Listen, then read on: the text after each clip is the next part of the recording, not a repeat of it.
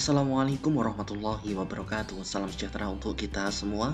Jumpa lagi dengan saya Khairul Huda di channel Ayo Les. Pada kesempatan kali ini kita akan mempelajari masih dengan tema yang sama, yaitu kita akan mempelajari penilaian akhir tahun untuk tahun pelajaran 2022 ke atas. Nah, untuk mata pelajaran yang akan kita bahas pada kesempatan kali ini yaitu Ilmu Pengetahuan Sosial ataupun IPS untuk satuan pendidikan SMP negeri maupun MTS negeri, dan ini bisa dipakai untuk negeri maupun swasta. Nah, untuk kelasnya yaitu kelas 7 semester genap. Adik-adik jangan khawatir, soal ini sudah disesuaikan dengan soal dari Bank Soal Nasional, sehingga keakuratannya sangat dijamin, dan soal ini banyak dipakai oleh Dinas Pendidikan di tempat adik-adik belajar.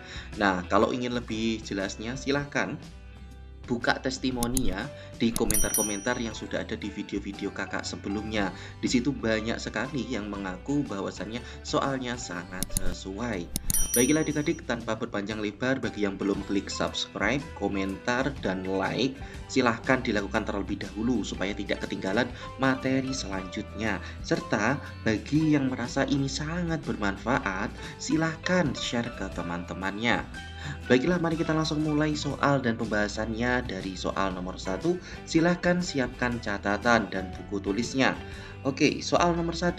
Banyak kata atau istilah yang diambil dari bahasa asing, termasuk dalam mata pelajaran IPS ataupun ilmu pengetahuan sosial. Salah satunya adalah kata ekonomi yang diambil dari bahasa Yunani, yakni oikonomia.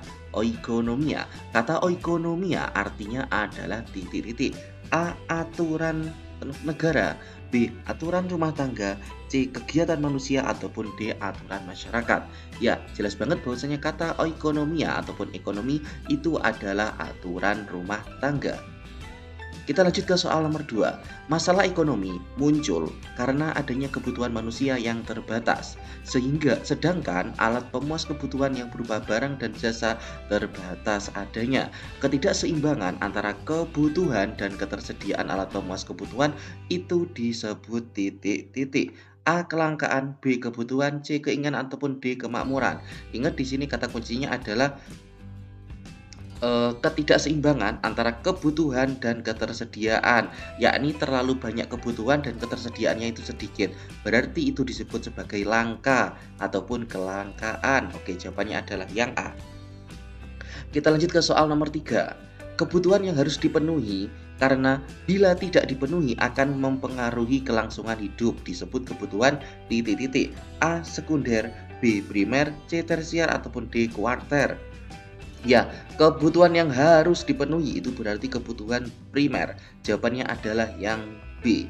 Kita lanjut ke soal nomor 4. Perhatikan gambar berikut. Gambar di samping ini menunjukkan salah satu kebutuhan manusia menurut titik-titik. Oke, kita lihat gambarnya dulu. Oke, ini ada gambar orang ini ya, berwisata, refreshing. Nah, ini A intensitasnya, B sifatnya, C waktunya, ataupun D subjeknya. Apa adik-adik? Ya, ini adalah jawabannya B, merupakan kebutuhan manusia menurut sifatnya. Jadi sifat manusia itu butuh untuk refreshing dan butuh untuk healing. Jadi di sini adalah jawaban yang paling tepat B, yaitu sifatnya. Kita lanjut ke soal selanjutnya, soal nomor 5. Setiap orang memiliki perbedaan, salah satunya dalam hal konsumsi makanan. Ervina lebih suka rumbah dibandingkan dengan Vanessa yang lebih menyukai seblak. Hal ini menunjukkan perbedaan titik-titik. A. Pendapatan, B. Keinginan, C. Harga, ataupun D. Selera. Ya, jelas banget ya. Yang satu suka seblak, yang satu suka rumbah. Berarti ini adalah seleranya mereka berbeda. Jawaban yang paling tepat adalah yang D. Kita lanjut ke soal nomor 6. Pakaian nelayan di Karangsong lebih tipis dibandingkan dengan pakaian orang yang tinggal di pegunungan. Perbedaan jenis pakaian ini, menunjukkan bahwa kebutuhan manusia berbeda karena adanya perbedaan faktor titik-titik. A. Selera atau kesukaan, ini tidak. B. Lingkungan tempat tinggal, ya jawabannya adalah yang B. Kalau di daerah pegunungan itu suhunya cenderung dingin, maka dari itu membutuhkan pakaian yang lebih tebal. Kita lanjut ke soal nomor 7. Untuk mendapatkan air mineral dibutuhkan pengorbanan yang tidak sedikit, seperti membangun pabrik di daerah yang dekat dengan sumber mata air, distribusi dari pabrik yang berada di pegunungan ke konsumen dan lain-lain. Air mineral merupakan salah satu contoh dari barang titik-titik. A. Substitusi, B. Komplementer, C. Ekonomis, ataupun D. Bebas. Apa adik-adik? Ya, jawabannya adalah yang C. Ekonomis. Substitusi bukan, komplementer bukan, bebas ini juga bukan.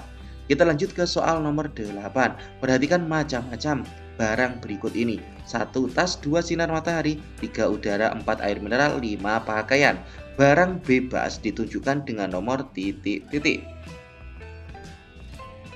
Barang bebas ditunjukkan dengan nomor, oke, kita analisis satu persatu dulu ya. Berarti 1 tas, 2 sinar matahari, 3 udara. Barang bebas itu bebas dimanfaatkan, diberdayakan, dan tidak ada kepemilikannya. Tas ini bukan ada kepemilikan. Air mineral kalau sudah diolah menjadi air mineral itu bukan menjadi barang bebas lagi. Pakaian ini juga, berarti 2 dan 3 apakah ada? Ya, jawabannya adalah yang B. Kita lanjut ke soal selanjutnya. Soal nomor 9. Jika di rumah seorang ibu tidak masak nasi, lalu diganti dengan menyediakan singkong goreng, maka hal tersebut merupakan salah satu contoh dari barang titik-titik. A. Ekonomis, B. Bebas, bukan, C. Substitusi. Ya, jawabannya adalah yang C. Jadi adanya substitusi dari singkong goreng untuk menggantikan yang namanya nasi. Kita lanjut ke soal nomor 10. Biasanya saat menggunakan sepatu, maka harus menggunakan kaos kaki untuk menghindari kaki lecet dan bau.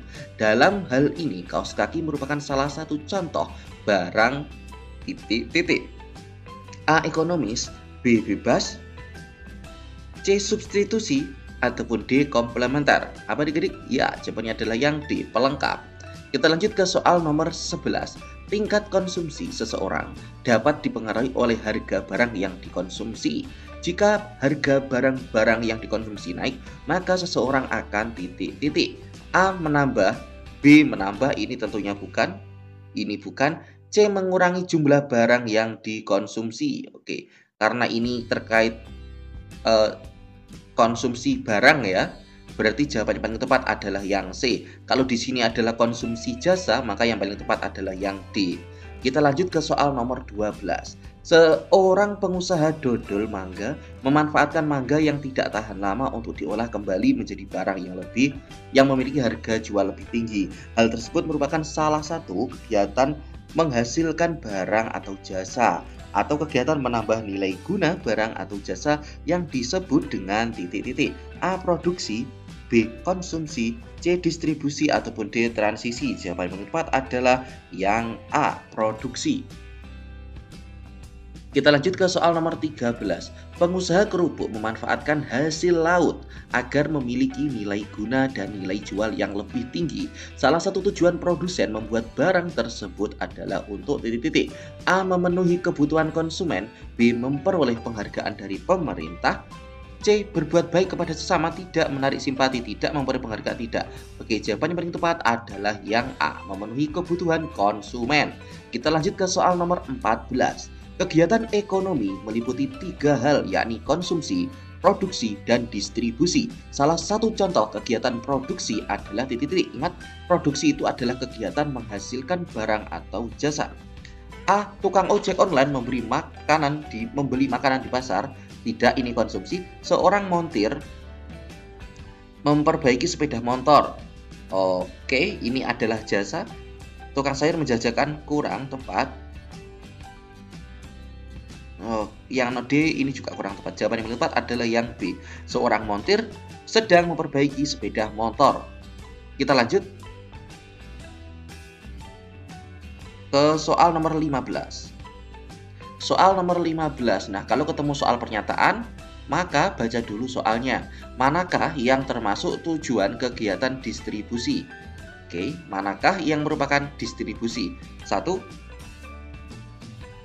Menjual barang, ini tidak. Hasil produksi lebih berguna bagi masyarakat. Sebentar. Nomor 3, membantu diskontinuitas kegiatan produsen. Tidak menyalurkan barang. Oke, jawabannya 2 dan 4. Apakah ada? Ya, jawabannya adalah yang C. Kita lanjut ke soal nomor 16. Batu yang ada di pegunungan akan bertambah nilai gunanya kalau dibawa ke toko bangunan dan digunakan oleh konsumen. Hal tersebut dinamakan nilai guna titik-titik.